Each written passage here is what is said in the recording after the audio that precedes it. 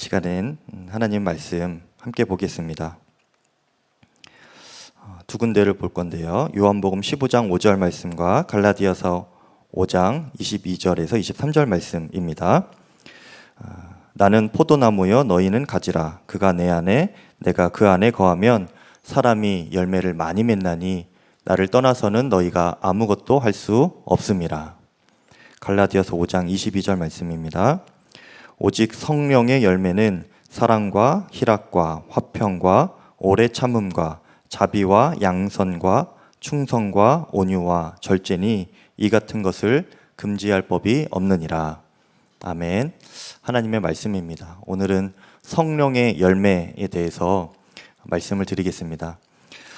지난주에 성령 충만하기 위해서는 방탕하지 않아야 한다라고 말씀을 드렸죠. 방탕은 자기가 자기 스스로를 구원할 수 없는 상태, 또 통제할 수 없는 상태, 그것이 방탕이다라고 말씀을 드렸습니다. 예를 들면 탕자가 그 아버지의 곁을 떠나서 자기 마음대로 살아가면서 재산을 탕진하고 살았던, 그래서 모든 것을 잃게 된 삶이 바로 방탕한 삶이라고 했습니다. 따라서 우리가 성령 충만하기 위하여서는 그 방탕의 반대가 되어야 되겠죠. 그래서 자기 마음대로 그렇게 방탕한 삶의 반대, 그래서 성령 하나님 아버지 안에 우리가 머물면서 그 성령님의 다스림 안에 머무는 삶, 그것이 바로 성령 충만한 삶이다 라고 말씀을 드렸습니다. 우리가 그렇게 성령의 다스림을 받을 때에 나타나게 되는 현상이 있는데요. 그 증상이 바로 우리가 점점 예수님을 닮아가게 된다는 것입니다. 제 아들이 오누라는 아이인데요. 김오누라는 아이인데, 여러분 교회 주변에 이렇게 지나다니시다 보면은 그 아이를 보면은 딱 제 아들인 줄 아실 겁니다. 그 정도로 닮았는데요. 누군가는 저에게 오누를 제가 닮아간다고까지 이야기를 하시더라고요. 그런데 가만히 보면 저와 제 아들이 외형만 닮는 것이 아니고 성격까지 닮아가는 것을 보게 됩니다. 저의 좋은 성격도 있지만 또 안 좋은 성격도 있고 또 습관도 있는데 아이가 그것을 계속 자라면서 닮아가더라고요. 아이들은, 또 특히 아들은 아빠의 뒷모습을 보면서 자란다고 하는데, 제가 그 아들을 보면서 책임감이 점점 생기게 됩니다. 이처럼 마치 아이가 아버지의 뒷모습을 보며 배우고 자라듯이 우리도 성령을 통하여서 예수님을 경험하게 될 때에 예수님을 점점 닮아가고 예수님을 배워가게 되는 것이죠. 그러면 예수님을 닮아간다는 것은 무엇일까요? 예수님은 어떤 모습이실까요? 예수님을 그림으로 이렇게 그리는 것이 아니라, 만약에 예수님을 글자로 예수님을 그려본다라고 상상해 본다면 그것이 바로 오늘 제가 읽어드린 갈라디아서 5장 22절에서 23절 말씀일 것입니다. 사랑과 희락과 화평과 오래 참음과 자비와 양성과 충성과 온유와 절제니, 이것이 예수님의 초상화입니다. 여러분, 요 구절을 읽으면 예수님의 모습이 이렇게 떠오르시나요? 이것이 예수님의 모습이기도 하고, 또 우리가 성령 안에서 성령 충만할 때, 성령 안에서 다스림을 받을 때 닮아가게 되는 모습이기도 합니다. 그런 성품인 것이죠. 그래서 오늘은 이 성령의 성품 9가지가 나오는데, 성령의 9가지 열매에 대해서 간단하게 설명을 드리겠습니다.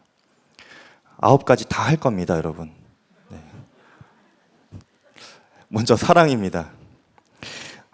이 사랑은 하나님의 시그니처 성품이죠. 요한일서 4장 8절에 하나님은 사랑이시라 말씀했습니다. 하나님 하면 생각나는 것이 이 사랑인데요. 사랑이 무엇인가?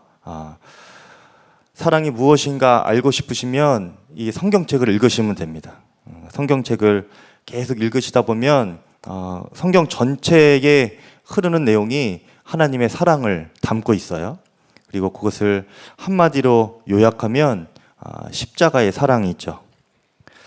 나를 위해 자신을 버리신 예수님의 십자가 사랑, 또 그 아들을 내어주신 하나님 아버지의 사랑, 이것이 바로 성경이 우리에게 알려주는 하나님의 성품, 사랑인데요. 우리가 이 사랑이 있을 때 나도 예수님처럼 또 하나님처럼 다른 사람을 위해 희생하면서 살아가는 것, 이것이 성령께서 우리 안에 맺으시는 사랑의 성품인 것입니다. 근데 중요한 것은 이 하나님과 나 사이의 이 사랑이 나와 다른 사람과의 사랑과 연결이 되어 있다는 것입니다.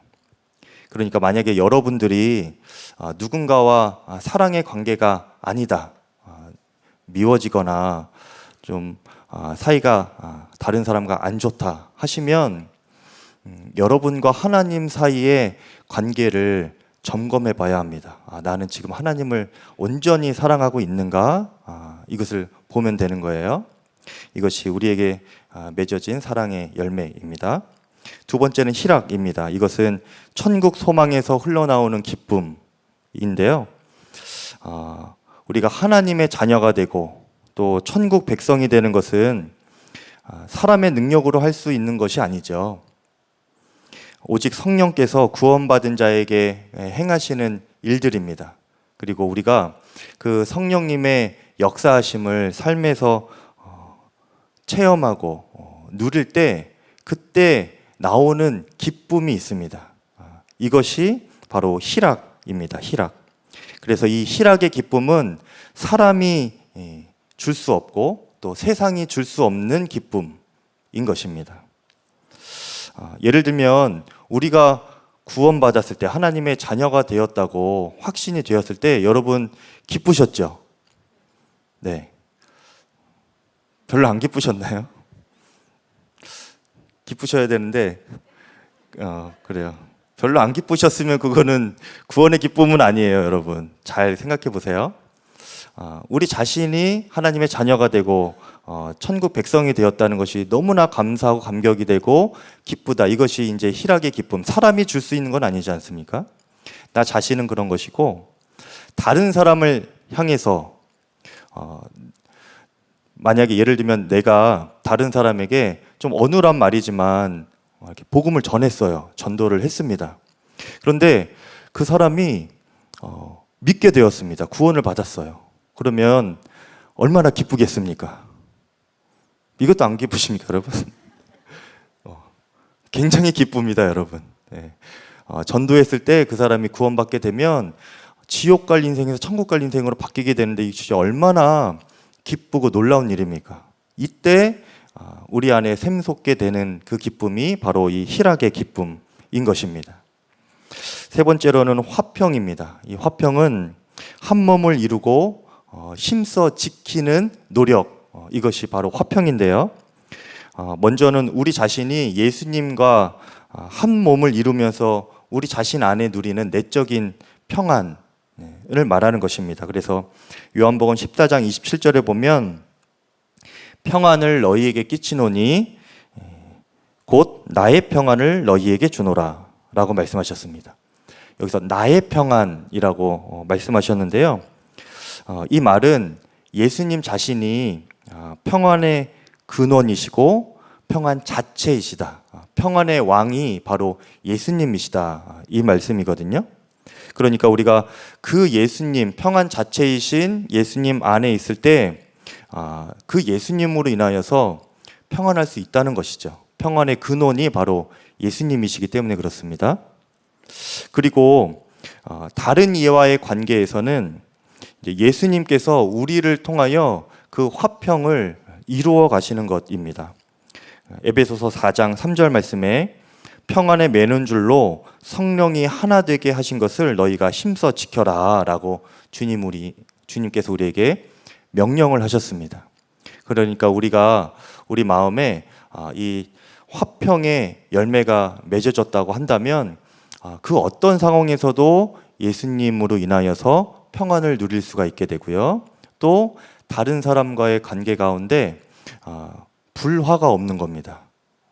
갈등이 없어지는 거예요. 그리고 그 갈등이 있는 곳에 내가 가면 그 갈등이 해결되는 것이 이 화평의 성품을 가진 사람의 능력인 것입니다.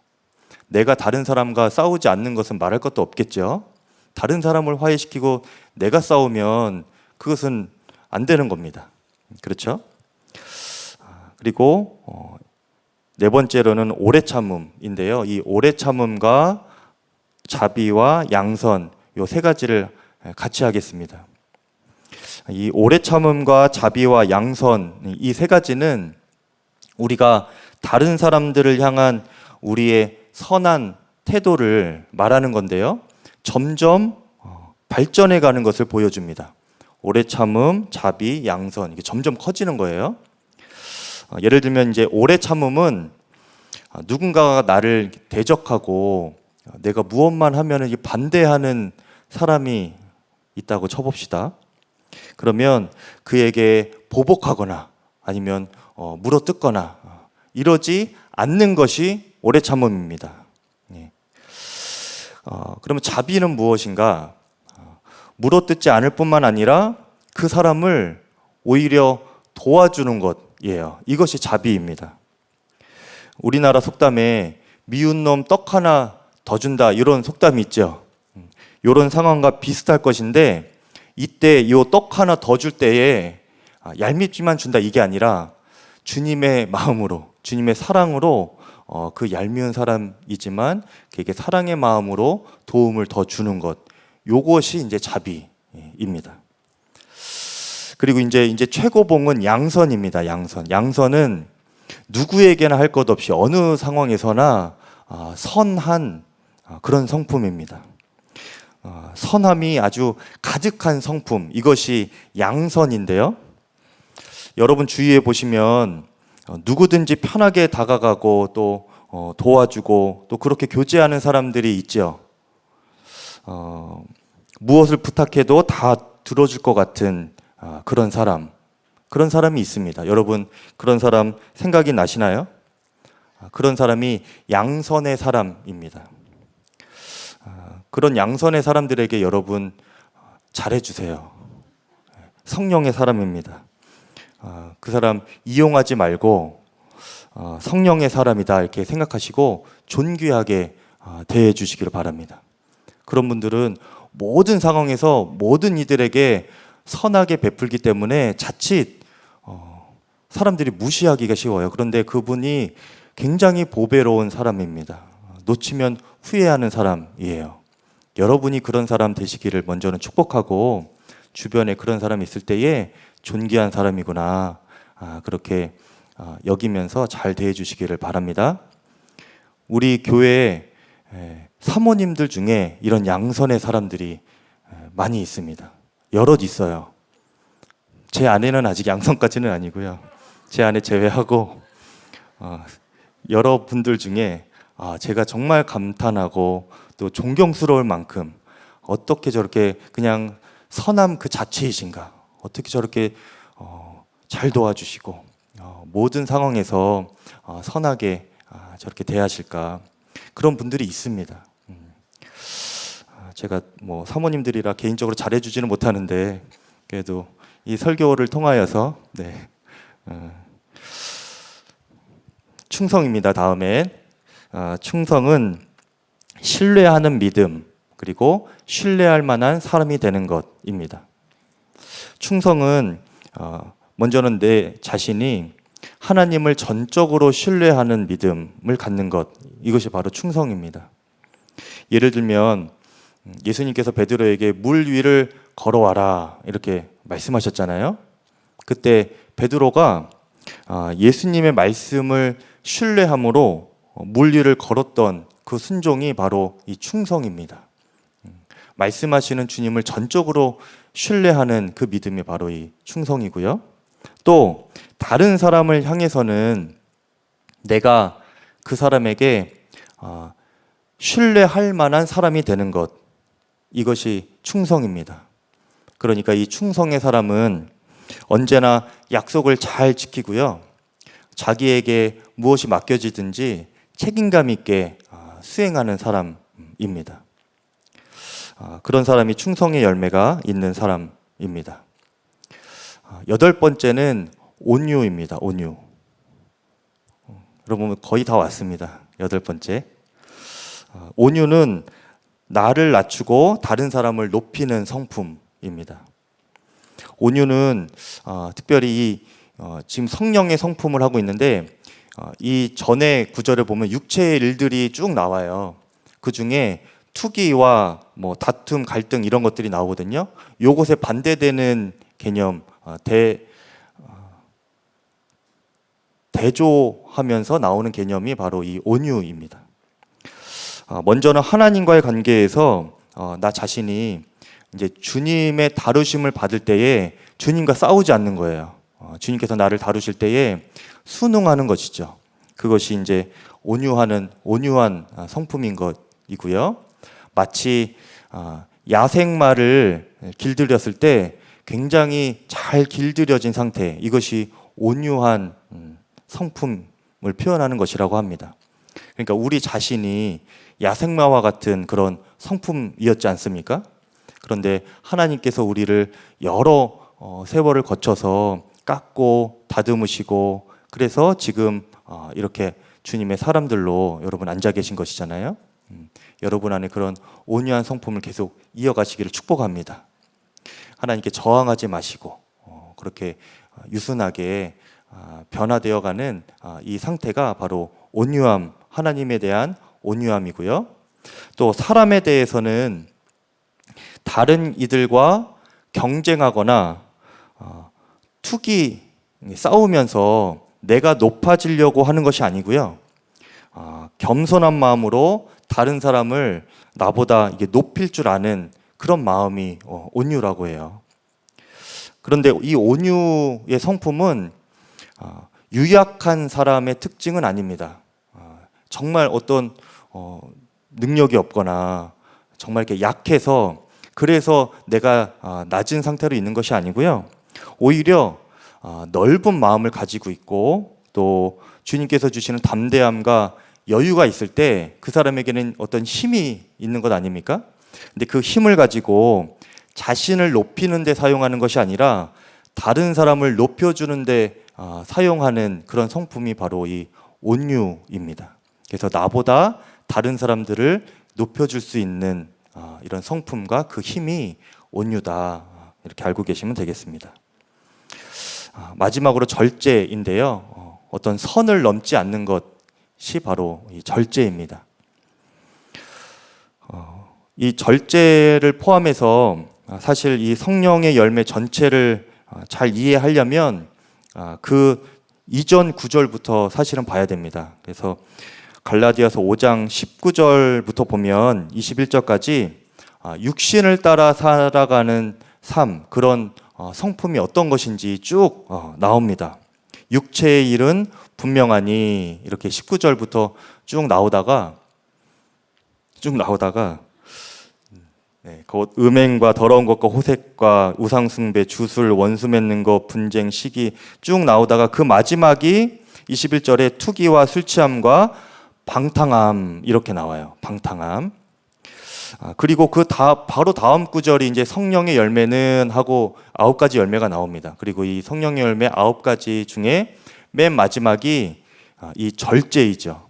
그러니까 이 육신의 일의 마지막이 방탕이었고 성령의 열매 마지막이 절제이죠. 그래서 방탕과 절제가 서로 대조가 되도록 성경이 우리가 그렇게 읽을 수 있도록 자세하게 배치를 해놨습니다. 그런데 이유가 다 있겠죠. 절제가 이런 것이다, 이것을 알려주기 위해서입니다. 절제는 단순히 우리가 음식을 적게 먹는다든지 또 돈을 적게 쓰다든지 이런 수준을 말하는 것이 아닙니다. 이것도 뭐 아껴 쓰고 절제하고 이렇게 표현하기도 하는데, 성경에서 말하는 절제는 방탕과 이렇게 대조했다고 했죠. 성령의 다스림을 받으면서 우리가 육체의 방탕을 통제하는 힘, 이것이 바로 이 절제입니다. 다시요. 성령의 다스림을 받으면서 육체의 방탕을 통제하는 힘이 바로 이 절제인 것입니다.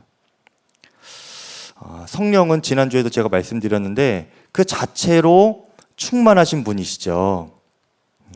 그런데 동시에 이 성령은 절제의 영이십니다. 그래서 성령 충만은 언제나 그 마지노선이 있습니다. 예수님보다 자신을 더 앞세우거나 드러나려고 하지 않으시는 분이 바로 성령님이세요. 자신을 꼭꼭 감추시고 숨기시고 예수님을 드러내시려고 하는 분이 이 성령님이십니다.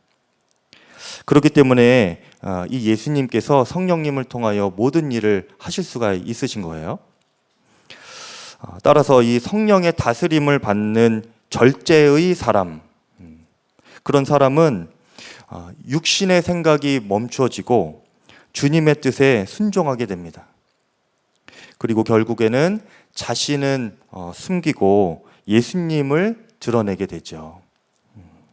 그리고 더 크게 쓰임을 받게 됩니다.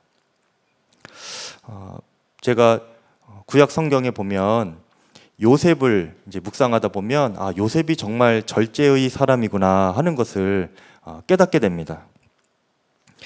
그에게 주어진 권한이 많이 있었지만 그는 항상 그가 넘지 말아야 할 선이 무엇인지 알았고 넘지 않았습니다. 자신의 주인인 보디발 장군의 아내가 유혹을 했죠, 이 요셉을. 그런데 그때 그가 그 유혹을 물리치면서 이렇게 말을 합니다. 창세기 39장 9절 말씀에 이 집에는 나보다 큰 이가 없으며 주인이 아무것도 나에게 금하지 아니하였어도, 그러니까 모든 것을 다 할 수 있었어도 금한 것은 당신뿐이니 당신은 그의 아내임이라. 그런즉 어찌 이 큰 악을 행하여 하나님께 죄를 지으리까, 이렇게 말합니다. 그러니까 이 요셉은 자신의 육신의 주인인 보디발을 향해서도 또 보이지 않으시는 하나님을 향해서도 그가 어떤 선을 지켜야 하는지 분명히 알고 있었던 사람이에요. 그리고 그것을 철저하게 지켰던 사람입니다. 요셉의 마음에는 특히 언제나 이런 마음이 있었어요. 내 위에 하나님이 계시다. 내 위에 하나님이 계시다. 보이지 않아도 그분은 내 위에 항상 계시다. 이런 마음이 있었습니다. 그리고 그분께 어느 순간에도 철저히 다스림을 받을 수 있었던 사람이었죠. 하나님은 결국 그 요셉을 이집트의 총리까지 되게 하십니다. 그리고 이집트의 거의 모든 것을 관장하게 하셨죠. 모든 것을, 이집트의 모든 것을 그의 권한 아래에서 행할 수가 있었습니다.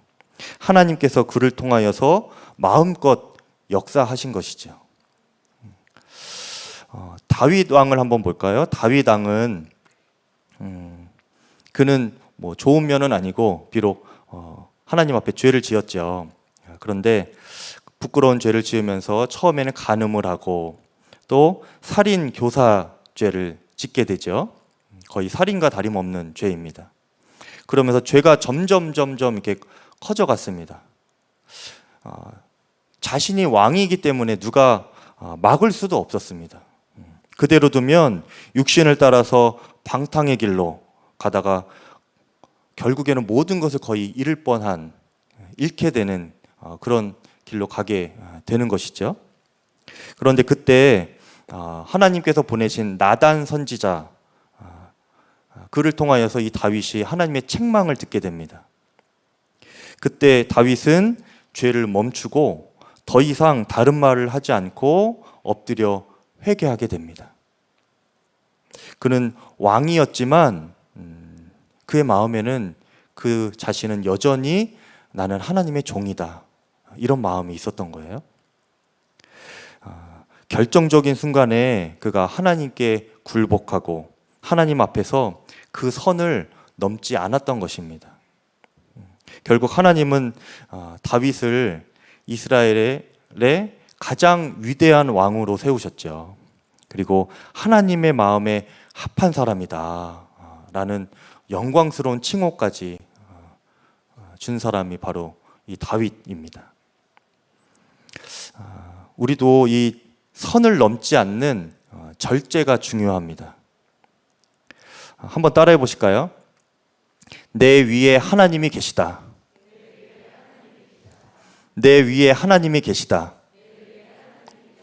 이것을 항상 기억하시면서 매사에 성령님의 다루심을, 다스리심을 받을 줄 아는 여러분 되시길 바랍니다.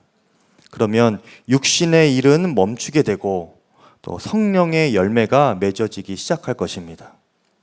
방탕은 멈춰지고 이 절제로 인하여서 성령의 열매가 풍성하게 맺어지는 거예요. 이렇게 성령의 9가지 열매를 보았습니다. 굉장히 빠르게 보았죠. 이 9가지 모두가 그런데 공통점이 있습니다. 사람의 노력으로 맺을 수 있는 열매가 절대 아니라는 거예요. 오직 성령께서만 맺으실 수 있는 열매라는 것입니다. 그래서 요한복음 15장 5절에 나는 포도나무여 너희는 가지라 그가 내 안에 내가 그 안에 거하면 사람이 열매를 많이 맺나니 라고 말씀하셨습니다. 우리가 그리스도 안에 그리고 성령 안에 있어야 열매가 저절로 맺어지게 되고 또 많이 맺어지게 됩니다. 그런데 문제는 우리가 이렇게 성령 안에 머물다가도 성령 안에 거하다가도 탕자처럼 육신을 따라 다시금 주님을 떠날 때가 있다는 것입니다. 그러다가 심지어는 다 잃고 그저 무능한 삶으로 전락해 버릴 때가 있지요. 그것이 요한복음 15장 5절의 하반절입니다. 나를 떠나서는 너희가 아무것도 할 수 없습니다. 그러면 우리는 왜 잘 있다가 왜 성령님을 떠나게 되는 걸까요? 왜 성령님을 외면하고 성령님을 떠나서 아무것도 할 수 없는 그런 비참한 인생의 순간을 맞이하게 될 때가 왜 있게 되는 걸까요? 이스라엘 민족이 출애굽하고 이제 광야길을 지날 때 배가 고팠습니다. 많이 고팠나 봐요. 그래서 모세와 아론을 원망했습니다. 그런데 사실은 하나님을 원망한 것이죠. 이집트에서 고기 가마 곁에 고기 가마 곁에 있으면서 떡을 배불리 먹었던 그때를 기억하면서 우리가 그때로 돌아가고 싶다. 이 광야에서 굶어 죽는 것보다 그때로 돌아가고 싶다. 이렇게 굉장히 크게 원망을 합니다. 왜 우리를 이렇게 데리고 왔냐? 우리가 비록 노예로 살아갈지라도 먹을 것과 입을 것이 보장되었던 그 애굽으로 돌아가고 싶다. 그들에게는 노예로 살지라도 먹을 것과 입을 것이 보장된 그런 안전지대에 머물고 싶어하는 마음이 여전히 있었던 것입니다. 하지만 광야는 한치 앞을 알지 못하는 불안하고 또 불편하고 배고픈 곳이기도 하죠. 그래서 그들은 참 자유와 또 기적과 하나님의 능력을 경험하게 하시는 광야에서의 그 하나님의 통치를 거부하고 다시금 노예의 삶으로 돌아가고 싶어 했습니다. 이것이 육신을 가진 우리의 본성입니다. 우리도 이전에 죄의 종노릇하고 또 죄의 노예처럼 살아갔던 그때를 그리워하는 마음이 혹시 없는지, 그곳을 마치 안전지대처럼 여기면서 그 죄 가운데 빠져 사는 것이 너무나 편안하고 또 안전한 삶이었다, 편리하고 안락한 시절이었다라고 추억하고 싶은 마음은 없는지 한번 돌아보기를 바랍니다. 그런 마음이 성령 안에 있는 삶에서 성령을 떠나게 만드는 마음이 되는 것입니다. 서커스단에서 코끼리가 도망가지 못하도록 길들이는 방법이 있다고 합니다. 아기 코끼리일 때 뒷다리에 그 사슬을 메어놓고 큰 말뚝에 고정을 시켜놓는다고 해요. 그러면 아기 코끼리일 때는 그 말뚝을 뽑을 힘이 없지요. 그래서 처음에는 안간힘을 쓰면서 이리저리 발버둥을 치고 도망가려고 하지만 이것이 하루 이틀 또 한 달, 두 달, 또 1년, 2년 이렇게 시간이 흐르면 코끼리는 어느 순간부턴가 나는 이 말뚝을 뽑을 수 없구나 이런 생각을 하게 된다고 합니다. 그리고 이제 말뚝 그 주변을 자신이 다닐 수 있는 그 한계점으로 설정을 한다고 해요. 그러다가 이제 이 코끼리가 시간이 지나면 어른 코끼리가 되잖아요. 집채만한 코끼리가 되면 사실은 그 말뚝을 충분히 뽑을 수 있는 힘이 있습니다. 그런데 그럼에도 불구하고 그 코끼리는 여전히 말뚝에 묶여서 살아간다고 해요. 심지어는 말뚝에 그렇게 굳이 묶어놓지 않아도 그 말뚝 주변을 여전히 떠나지 못한다고 합니다. 자신은 말뚝을 뽑을 수 없다고 생각을 하고 또 자신은 말뚝 주변을 떠날 수 없다고 하는 생각이 머리에 남아있기 때문입니다. 스스로 정해놓은 한계선을 절대 넘지 못하는 이런 상황, 이런 것들을 코끼리 사슬 증후군이라고 부른다고 합니다. 여러분, 근데 굉장히 어리석어 보이죠? 그런데 이것이 사람도 이렇게 될 수 있습니다. 사람도 과거에 때로는 안전지대에 매여서, 때로는 자신이 정해놓은 한계 상황에 매여서, 그런 과거의 기억과 경험에 매여서 앞으로 살아갈 인생에 심각한 영향을 미치게 되는 것이죠. 그렇게 영향을 받기 쉬운 존재가 바로 사람입니다. 심지어는 하나님의 계획과 인도하심마저 제한하게 됩니다. 하지만 주님은 우리에게 이렇게 말씀하십니다. 고린도서 5장 17절 말씀에 그런즉 누구든지 그리스도 안에 있으면 새로운 피조물이라 이전 것은 지나갔으니 보라 새 것이 되었도다. 우리는 그리스도 안에서 새로운 존재들입니다. 성령님은 우리에게 날마다 새로운 삶, 또 새로운 은혜를 부어주시는 분이십니다. 우리를 비록 때로는 광야길로 인도하시면서 불편함을 겪게도 하시지만 성령님은 끊임없이 우리를 하나님의 백성으로 만들어 가시고 새로운 피조물이 되게 하시고 과거의 안전지대와 한계선을 돌파하여서 새로운 삶으로 나아가도록 이끄시는 분이 바로 성령님이십니다. 그런데 우리는 계속 과거의 안전지대와 한계선에 사로잡히고 그곳으로 돌아가고 싶은 마음 사이에 왔다 갔다 하는 것이지요. 무엇을 선택하느냐는 여러분의 몫입니다. 갈라디아서 6장 8절에 자기의 육체를 위하여 심는 자는 육체로부터 썩어질 것을 거두고 성령을 위하여 심는 자는 성령으로부터 영생을 거두리라 말씀하셨습니다.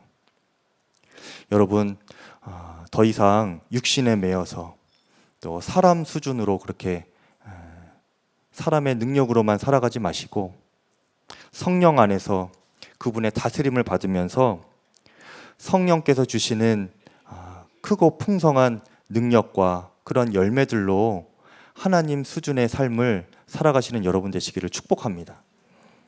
우리가 이것을 위해서는 매 순간 성령님을 선택해야 합니다. 아침에 눈 뜰 때부터 저녁에 잠들 때까지 매 순간 성령님께서 어떻게 결정하기를 원하시나, 성령님께서 원하시는 선택은 무엇인가? 무엇이 성령님이 기뻐하시는 선택이고 순종인가? 이것을 매 순간 물으면서 하루를 살아보는 것입니다. 그렇게 순종할 때에 우리 자신이 성령에 충만하게 되는 것이고, 또 그 성령 충만의 증거로 성령의 9가지 열매가 성품으로 맺어지게 되는 것입니다. 여러분, 오늘부터 이제 집에 들어가시면 도전해 보시기를 바라요. 제가 어제와 그제 이것을 한번 해봤습니다. 자기 전에 내일부터는 아침에 일어날 때부터 성령님을 생각해야겠다. 또 성령님께서 원하시고 기뻐하시는 생각을 해야겠다. 그런 말을 해야겠다. 그렇게 살아봤습니다. 성공하는 순간이 있고 실패하는 순간이 있어요. 그런데 이것이 하루 이틀 쌓이다 보면 언젠가 저도 성숙하게 될 것 같더라고요. 여러분도 한번 해보시기를 바랍니다.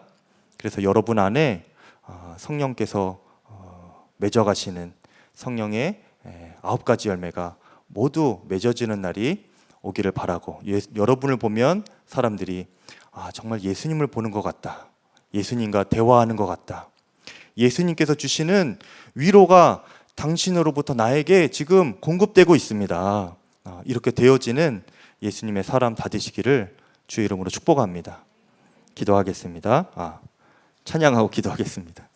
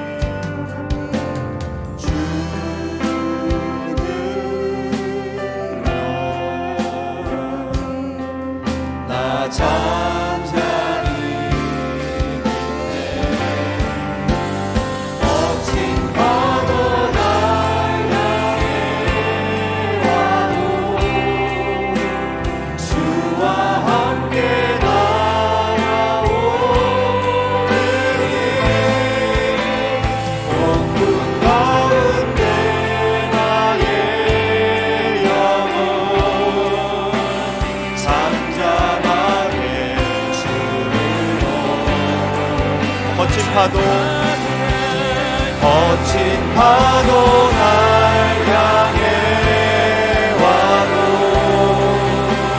주와 함께 날아오르리. 폭풍 가운데 나의 영혼 잠잠하게 주. 한 번 더 찬양합니다. 거친 파도 날 향해 와도, 거친 파도 날 향해 와도 주와 함께 날아오르리. 아멘. 폭풍 가운데 나의 영혼 잠잠하게 주를 보리라. 아멘. 이 시간 두 번 나누어서 기도하겠습니다. 갈라디아서 5장 22절에 오직 성령의 열매는 하고 9가지 열매가 나옵니다. 이 시간 기도할 때에 하나님 9가지 성령의 열매가 제 안에 풍성하게 맺어지게 하여 주셔서 예수님의 성품으로 살아가게 하여 주시옵소서. 사람의 마음으로 사람의 성격으로 살지 않고 예수님의 성품으로 살아가는 귀한 인생이 되게 하시고 특별히 절제의 열매가 반드시 맺어지게 하여 주시옵소서. 주님보다 앞서지 않고 넘지 말아야 할 선을 넘지 않게 하여 주시옵소서. 주의 이름 부르 기도하겠습니다. 주여 할렐루야. 하나님 아버지 감사합니다. 주 하나님 아버지께서 우리의 심령 가운데에 하나님 사람의 생각 또 사람의 성격으로 살지 않고 예수님의 성령의 9가지 열매를 따라 예수님의 성품으로 살아가게 하여 주시옵소서. 우리를 보면 사람들이 예수님을 보는 것 같고 우리와 대화하면 예수님과 대화하는 것 같고 아버지 주님 무너진 심령 낙심된 심령 하나님 어둠 가운데 거하고 있는 심령이 우리와 대화할 때 주 예수님의 평안을 누리고 하나님 주 예수님께서 주시는 힘을 공급받고 하나님 아버지 그 자존감이 존귀케 되고 온유한 성품으로 다른 사람을 아버지 세워주고 살려주고 오직 하나님 아버지께서 주신 충만한 사랑으로 남을 아버지 주님 살아가고 내 것을 내어주는 자가 되게 하여 주시옵소서. 하나님 절제의 열매가 반드시 맺어지게 해주시기를 바랍니다. 아버지 모든 아버지 성령의 성품을 담아내는 그릇 하나님 절제를 통하여서 하나님 우리가 아버지 모든 성령의 열매를 맺어가는 아버지 과정이 되어지게 하여 주시고 하나님 넘지 말아야 할 선을 넘지 않게 하여 주시옵소서. 아버지 지금 죄를 지을까 말까 고민하고 있는 자들 하나님 아버지 주님의 길일까 아닐까 아버지 주님 고민하고 있는 자들 아버지 주님 넘지 말아야 할 선을 아버지 넘지 않게 하여 주시옵소서. 주님께 먼저 묻고 주님께서 인도하시는 대로 주의 뜻대로 순종할 줄 아는 아버지 절제의 사람 되게 하여 주시옵소서. 주 하나님 감사합니다. 마지막으로 한 번 더 기도할 때 요한복음 15장 5절에 그가 내 안에 내가 그 안에 거하면 사람이 열매를 많이 맺을 것이다 말씀하셨습니다. 이 시간 붙잡고 기도할 때에 매 순간 성령님을 선택하게 하여 주시옵소서. 사람 수준으로 무능한 열매를 맺으며 살지 않게 하시고 오직 성령 안에서 주님 수준의 풍성한 열매와 성령의 능력으로 살게 하여 주시옵소서. 주의 이름 부르고 통성으로 기도하고 개인 기도로 하시고 돌아가시겠습니다. 주의 이름 부르겠습니다. 주여 주여 하나님 주여 우리 심령 안에 아버지 주님 주의 마음을 주시옵소서. 아버지 주님의 생각을 주시옵소서. 성령님을 선택하게 하여 주시옵소서.